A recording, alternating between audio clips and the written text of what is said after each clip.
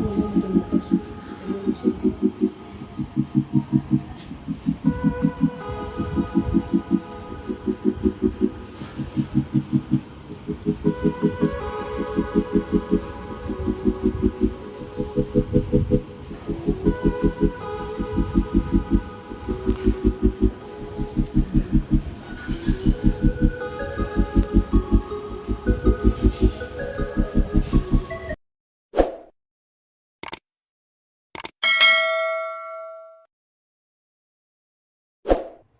Hello, જય માતાજી, જય શ્રી કૃષ્ણ. આજે આપણે બનાવવાના છીએ છાશવાળું ભીંડાનું શાક. તો ચાલો સામગ્રી જોઈ લઈએ. તો આ છે આપણે વજનમાં 500 ગ્રામ લીધેલો ભીંડો, જેને મેં ધોઈને કટ કરી લીધેલો છે. આ છે 3 થી 4 કળી લસણની, જે મેં પહેલેથી વાટી લીધી છે. અને લસણની ચટણી પણ તૈયાર કરી લીધી છે. એક નાની વાટકી ખાટી એવી મીડિયમ છાશ. તો ચાલો હવે બનાવવાનું ચાલુ કરીએ. તો ચાલો ગેસ પર કુકર ચડાવી દઈએ. હા મિત્રો, જોઈને નવાઈ લાગીને? કઢાઈમાં તો બધા જ બનાવતા હોય, આજે આપણે નવી સ્ટાઇલમાં બનાવીશું કુકરમાં. તો ચાલો બનાવીએ.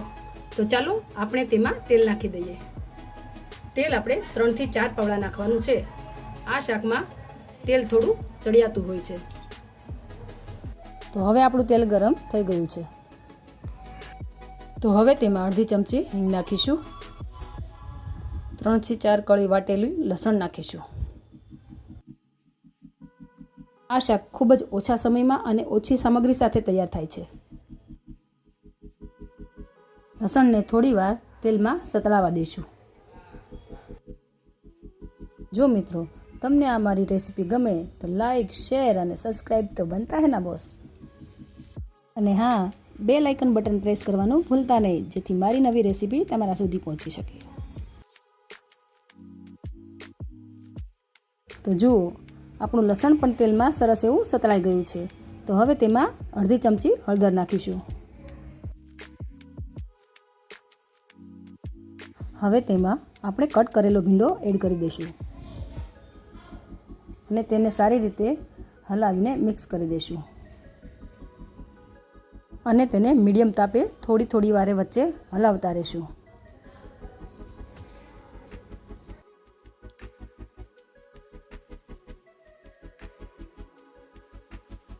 હવે તેમાં 1 ચમચી મીઠું નાખીશું. મીઠું આ રીતે પહેલાં નાખવાથી શાકની ચીકાશ તરત ઓછી થઈ જાય છે. આપણા શાકનો કલર થોડો બ્રાઉન થાય ત્યાં સુધી રહેવા દેશું.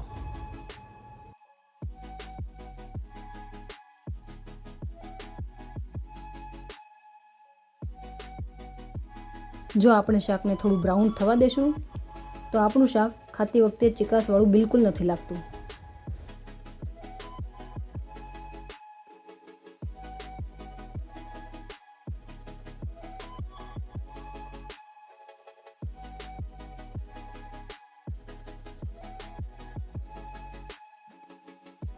આપણે આ શાકમાં છાશ નાખવાના છીએ. તો ખટાશને થોડી બેલેન્સ કરવા આપણે એમાં અડધી ચમચીથી પણ ઓછી ખાંડ નાખીશું. ને આમ પણ આપણે રહ્યા ગુજરાતી, અને ગુજરાતીઓની રસોઈમાં જો ગળપણ ન હોય તો મજા જ ન આવે ને.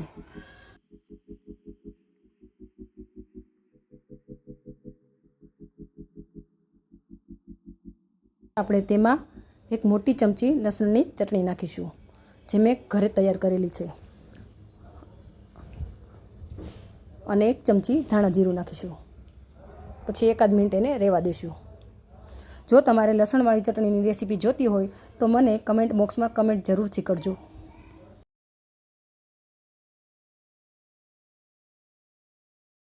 તેમાં મીડિયમ એવી ખાટી 1 વાટકી છાશ નાખીશું. જો તમારે દહીં નાખવું હોય તો પણ ચાલે. છાશ નાખતી વખતે આપણે ગેસની ફ્લેમ ધીમી રાખીશું અને છાશ નાખ્યા પછી થોડીવાર હલાવતા રહીશું.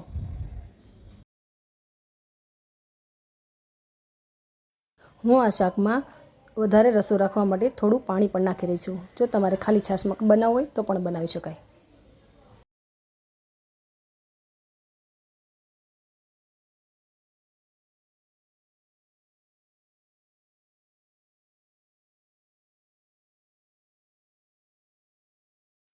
હવે આપણે કુકર બંધ કરી દઈશું અને કુકર બંધ કરીને 1 સીટી થવા દઈશું અને 1 મિનિટ ધીમા તાપે રહેવા દઈશું.